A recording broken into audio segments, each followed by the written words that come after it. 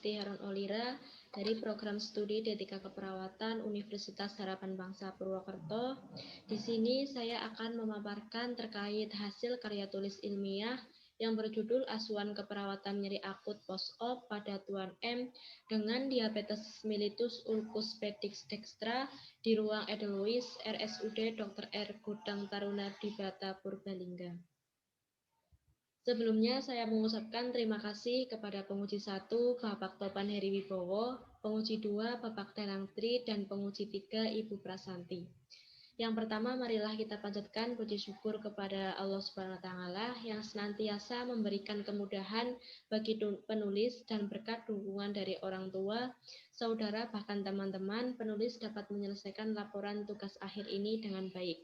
Sehingga tugas akhir yang berjudul Asuhan Keperawatan Nyeri Akut Post-Op pada Tuan M dengan ulcus diabetes mellitus di ruang Edelweiss RSUD Dr. R. Taruna Dibata Purbalingga dapat terselesaikan. Karya tulis ilmiah ini dapat digunakan sebagai syarat untuk menyelesaikan program pendidikan D3 Keperawatan Universitas Harapan Bangsa Purwokerto. Baik, langsung saja untuk menyingkat waktu, saya akan memaparkan di bab 1 terkait pendahuluan. Adapun latar belakangnya, diabetes mellitus merupakan keadaan ketika tubuh tidak mampu menghasilkan atau menggunakan insulin atau hormon yang membawa glukosa darah ke sel-sel dan menyimpannya sebagai glukogen. Dengan demikian, terjadi hiperglikemia yang terjadi disertai berbagai kelainan metabolik akibat gangguan hormonal, melibatkan kelainan metabolisme karbohidrat, protein, dan lemak, serta menimbulkan berbagai komplikasi organ tubuh. Menurut Aridiana 2016. Selanjutnya, terkait klasifikasi diabetes mellitus dibedakan menjadi 4. Yang pertama ada diabetes mellitus tipe 1, diabetes mellitus tipe 2, diabetes mellitus tipe lain, serta diabetes mellitus kehamilan atau gestasional. Lalu apa sih pentingnya perawat melakukan asuhan keperawatan? Perawat dalam penanggulangan diabetes mellitus yaitu sebagai untuk memberikan pendidikan kesehatan pada klien dan keluarga dalam hal pencegahan penyakit, pemulihan dari penyakit, memberikan informasi yang tepat tentang kesehatan seperti diet untuk penderita diabetes mellitus. Lalu kenapa diabetes mellitus bisa terjadi? Diabetes mellitus disebabkan karena fungsi pankreas yang tidak mampu untuk memproduksi insulin secara efektif. Menurut Bernadette 2019.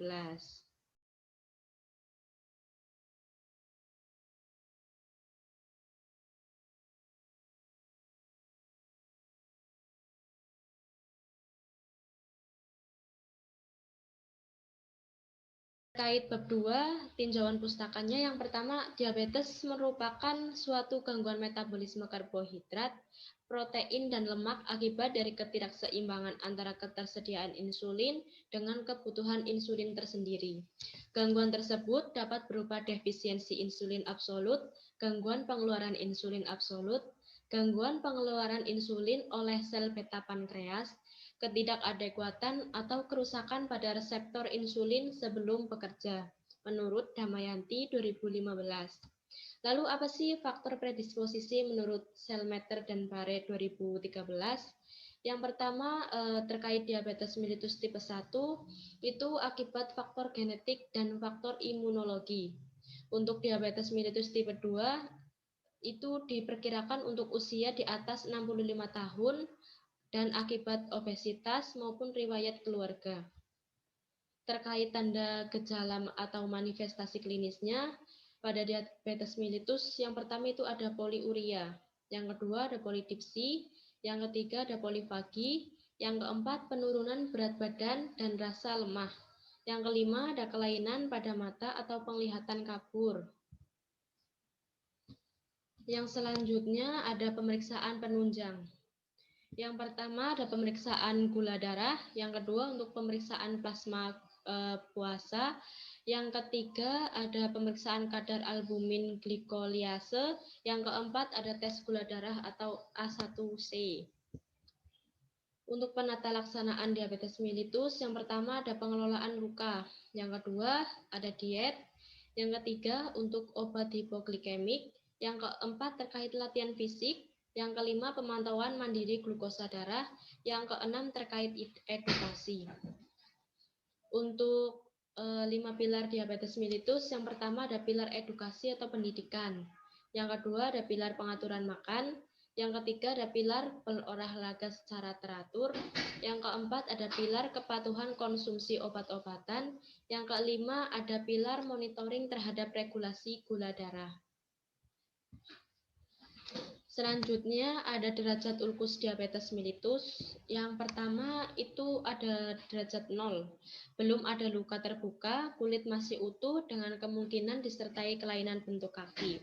Derajat 1, luka superficial, adanya luka terbuka, laserasi, lecet pada bagian ekstremitas. Untuk derajat 2-nya, luka sampai pada tendon atau lapisan subkutan yang lebih dalam, namun tidak sampai pada tulang. Yang ketiga, ada derajat luka diabetes mellitus yang ketiga, luka yang dalam dengan selulitis atau formasi abses. Untuk derajat 4-nya, gangren yang terlokalisir atau gangren dari jari-jari atau bagian depan kaki atau forefoot. Yang kelima, ada gangren yang meliputi daerah yang lebih luas atau sampai pada daerah lengkung kaki, mid atau foot dan belakang kaki atau hind foot. Menurut Sari 2016. Untuk tahap penyembuhan luka ada 4. Yang pertama ada fase hemostasis, yang kedua ada fase inflamasi, yang ketiga ada fase proliferasi, yang keempat dan fase remodeling atau maturasi. Selanjutnya terkait bab 3 terkait metode studi kasusnya.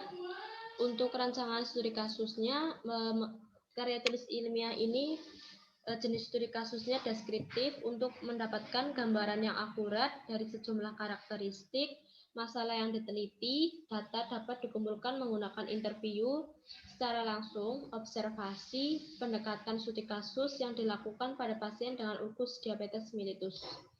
Untuk subjek studi kasusnya, karya tulis ilmiah ini ditujukan pada Tuan M yang menderita ulkus diabetes mellitus di ruang Edelweiss RSUD Dr. R. Butang Taruna Dibrata Purbalingga. Untuk fokus studi kasusnya, karya tulis ilmiah ini adalah asuhan keperawatan nyeri akut pada pasien diabetes mellitus pedix dextra di ruang Edelweiss RSUD Dr. R. Butang Taruna Dibrata Purbalingga. Untuk selanjutnya terkait definisi operasionalnya, yang pertama ada kebutuhan rasa nyaman atau nyeri. Yang kedua pada pasien diabetes mellitus itu sendiri. Untuk kebutuhan rasa aman atau nyeri, nyeri merupakan kebutuhan dasar manusia yang paling mendasar jika suatu keadaan telah terpenuhinya. Kebutuhan dasar manusia yaitu untuk kebutuhan akan ketentraman, kepuasan yang meningkatkan penampilan sehari-hari. Untuk pasien diabetes mellitusnya, pasien merupakan penyakit yang ditandai dengan kadar glukosa yang melebihi normal atau hiperglikemia akibat tubuh kekurangan insulin baik absolut maupun relatif. Terkait tempat waktu untuk studi kasusnya, pertama pengambilan studi kasus dilakukan di ruang Edelweiss RSUD Dr. R. Butang Taruna Dibrata Purbalingga. Yang kedua terkait pengambilan kasus dilakukan pada tanggal 20 Oktober 2020 sampai 6 Juli 2021. Yang ketiga, pengambilan data klien dilakukan selama 3 hari dari tanggal 16 November 2020 sampai tanggal 18 November 2020 di ruang Edelweiss RSUD Dr. R. Butang Taruna Dibrata Purbalingga. Selanjutnya terkait metode pengumpulan data. Yang pertama ada observasi dan pemeriksaan fisik. Yang kedua terkait wawancara atau secara langsung. Yang ketiga terkait studi dokumentasi, merupakan kegiatan untuk mencari data variabel dari sumber berupa catatan, transkrip, buku, surat kabar, majalah, prasasti, notulen, atau sebagainya.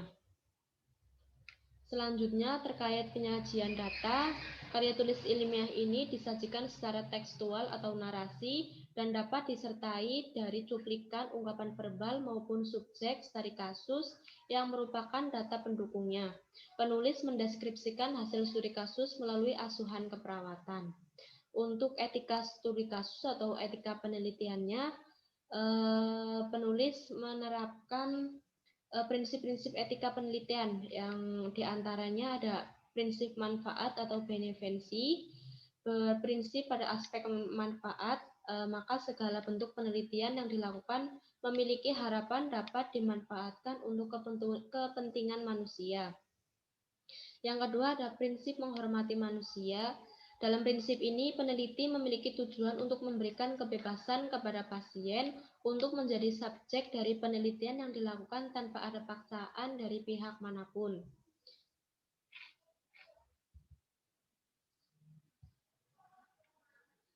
Baik, untuk selanjutnya di bab 4 terkait hasil dan pembahasan. Yang pertama ada biodata pasien. Untuk namanya Tuan M, umur 63 tahun, jenis kelaminnya laki-laki, agama Islam, pekerjaan buruh tani. Untuk alamatnya di Pegaluran RT 2 RW 5, Mrebet, Purbalingga. Untuk keluhan utama, pasien mengatakan nyeri setelah operasi di kaki kanan pada jari telunjuk dan jari tengah. Untuk data subjektifnya, untuk P, pasien mengatakan nyeri setelah operasi, nyeri terasa apabila digerakkan dan berkurang apabila diistirahatkan. Untuk Q-nya, nyeri terasa seperti tertusuk-tusuk. Untuk R, nyeri yang dirasakan di bagian kaki kanan, jari telunjuk dan jari tengah, yaitu di digit 2 dan digit 3. Untuk skalanya, skala nyeri 6. Untuk waktunya atau T, nyeri hilang timbul kurang lebih 2 menit. Untuk U-nya, understanding, pasien mengetahui nyeri yang timbul karena setelah operasi. Untuk V-nya, value, pasien berharap setelah sembuh dapat membantu keluarganya berjualan. Selanjutnya terkait analisa data. Yang pertama itu analisa data pada tanggal 16 November 2020. Ditemukan data subjektif, pasien mengatakan ada luka diabetes mellitus di daerah kaki kanan, digit 2 dan digit 3, di jari telunjuk dan jari tengah. Selanjutnya pasien mengatakan nyeri. Untuk P-nya, nyeri terasa apabila kaki digerakkan dan berkurang apabila diistirahatkan. Untuk Q-nya, nyeri seperti tertusuk-tusuk. Untuk R-nya, nyeri yang dirasakan di bagian kaki kanan, jari telunjuk, dan dari jari tengah, yaitu di digit 2 dan digit 3. Untuk skalanya, skala nyeri 6. T-nya, nyeri hilang timbul kurang lebih 2 menit. Untuk U-nya, pasien mengetahui nyeri yang timbul karena setelah dioperasi. Untuk V-nya, pasien berharap setelah sembuh dapat membantu anaknya berjualan. Selanjutnya terkait data objektifnya, yang pertama wajah pasien tampak mengerinyit. Terdapat luka ulkus diabetes mellitus derajat 3 dengan luka gangren pada jaringan superficial hingga tendon. Terdapat luka post-operasi hari ke-0. Selanjutnya terkait problemnya, problem yang diangkat yaitu nyeri akut dan etiologinya agen cedera fisik. Diagnosa yang ditegakkan, yang pertama itu nyeri akut berhubungan dengan agen cedera fisik. Untuk NOK-nya, setelah dilakukan tindakan keperawatan selama 3 kali 24 jam, diharapkan nyeri akut dapat berkurang, dibuktikan dengan kriteria hasil yang pertama tingkat nyeri, dengan label 2102. Indikatornya yang pertama ekspresi wajah, awalnya 2, akhir 5.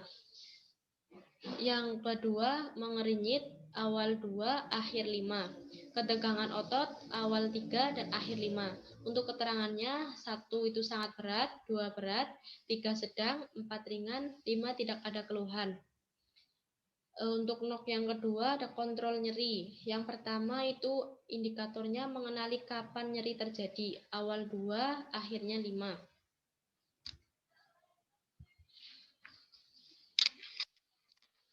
Terkait intervensi keperawatan yang diambil itu ada manajemen nyeri dengan label 1400.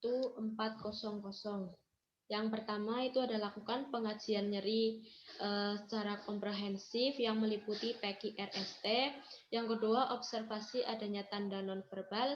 Yang ketiga, berikan informasi mengenai nyeri seperti penyebab nyeri. Yang keempat, ajarkan teknik relaksasi nafas dalam, terapi aktivitas untuk mengurangi nyeri. Yang kelima, dukung keluarga untuk membantu pasien istirahat yang adekuat untuk mengurangi nyeri. Yang keenam, kolaborasikan dengan dokter terkait pemberian analgetik untuk mengobati nyeri. Yang ketujuh, berikan terapi non-farmakologi, relaksasi, dan distraksi untuk mengurangi nyeri.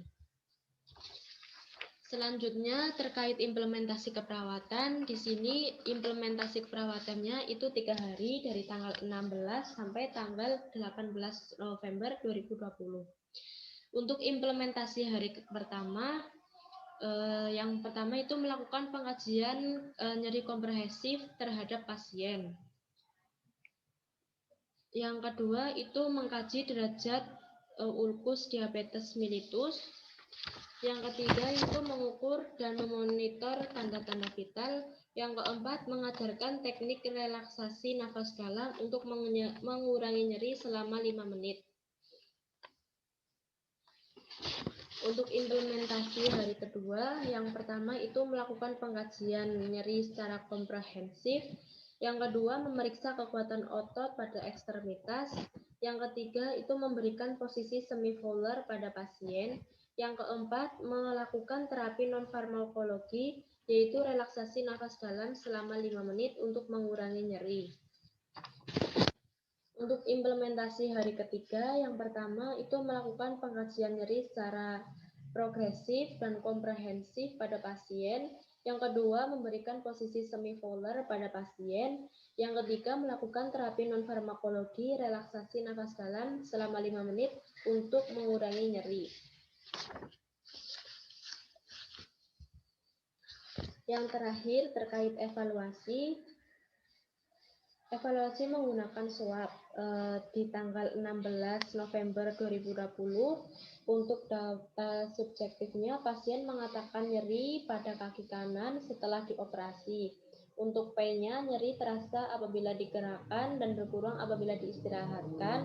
Untuk Q-nya, nyeri seperti tertusuk-tusuk. Untuk R-nya, nyeri yang dirasakan di bagian kaki kanan dari telunjuk dan jari tengah, yaitu di digit 2 dan digit 3.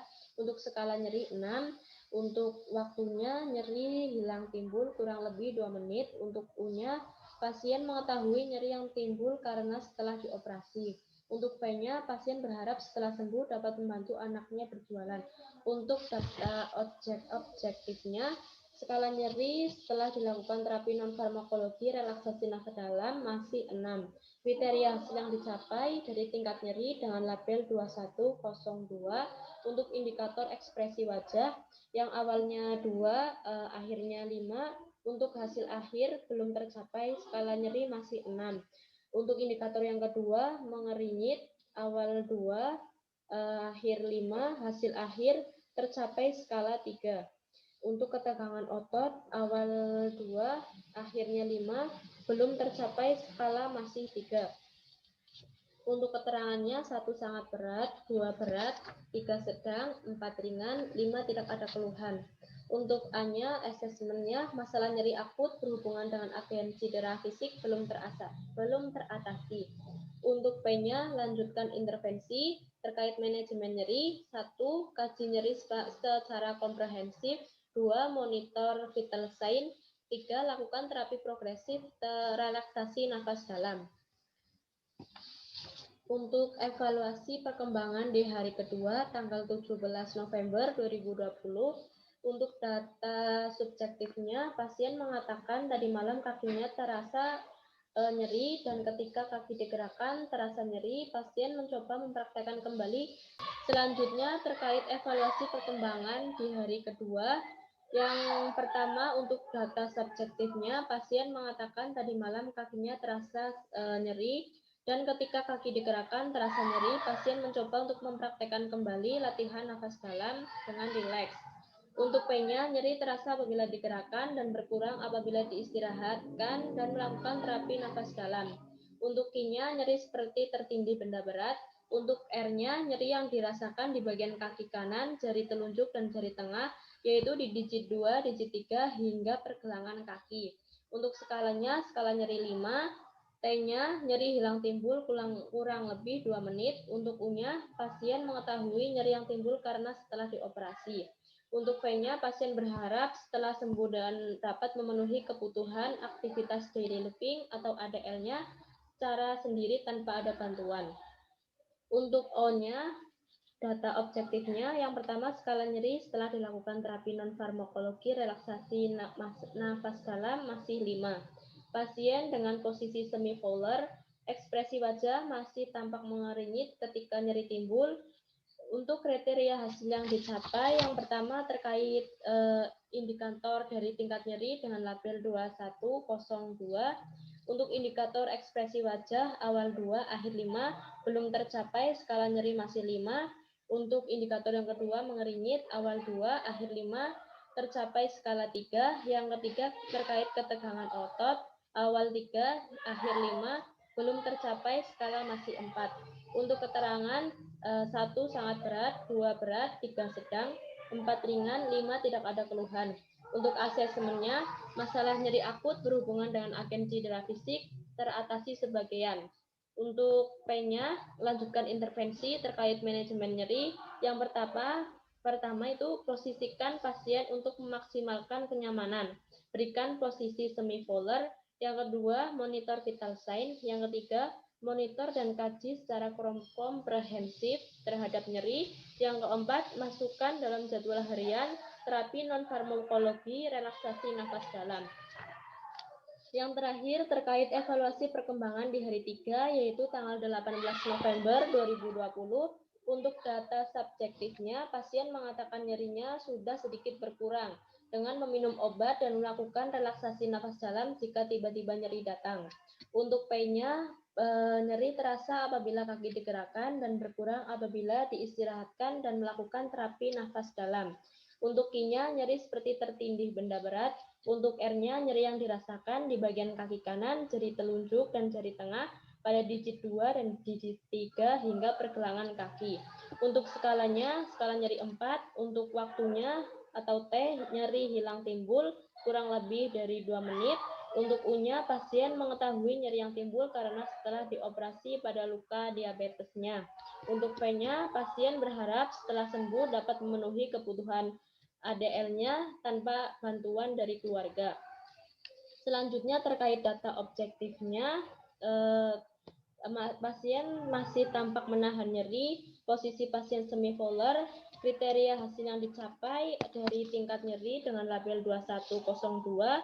Untuk indikator ekspresi wajah menahan nyeri awal 2, akhir 5, hasil akhir belum tercapai, skala nyeri masih 4. Yang kedua, indikator mengeringit awal 2, akhir 5 belum tercapai, skala nyeri masih 4. Yang ketiga, terkait ketegangan otot awal 3, akhir 5. Untuk keterangannya, 1 sangat berat, 2 berat, 3 sedang, 4 ringan, 5 tidak ada keluhan. Untuk asesmennya, masalah nyeri akut berhubungan dengan agen cedera fisik teratasi sebagian. Untuk P-nya, lanjutkan intervensi terkait manajemen nyeri. Yang pertama, posisikan pasien untuk memaksimalkan kenyamanan, berikan posisi semi-fowler. Yang kedua, monitor vital sign. Yang ketiga, monitor dan kaji secara komprehensif terhadap nyeri. Masukkan dalam jadwal harian terapi non-farmakologi relaksasi nafas dalam. Yang selanjutnya di bab 5 yaitu penutup. Untuk kesimpulannya, setelah penulis melakukan asuhan keperawatan nyeri akut pada Tuan M dengan diabetes mellitus ulcus pedik dextra di ruang Edelweiss RSUD Dr. R. Gudeng Taruna di Brata Purbalingga selama 3 hari dengan menggunakan pendekatan proses keperawatan yang terdiri dari pengkajian, diagnosa, perencanaan keperawatan, catatan perkembangan atau pelaksanaan dan evaluasi beserta dokumentasi, maka penulis menarik kesimpulan bahwa kasus diabetes mellitus dapat memberikan asuhan keperawatan yang perlu ada intervensinya. Untuk sarannya, berdasarkan kesimpulan dan hasil observasi penulis, saran yang sifatnya dapat bermanfaat antara lain Untuk penulis, diharapkan dengan adanya laporan tugas akhir ini dapat dijadikan sebagai acuan dan membantu penulis selanjutnya dalam melakukan asuhan keperawatan pada pasien diabetes mellitus. Baik, sekian presentasi dari saya. Apabila ada kekurangan, saya mohon maaf. Semoga bisa bermanfaat. Terima kasih. Wassalamualaikum warahmatullahi wabarakatuh.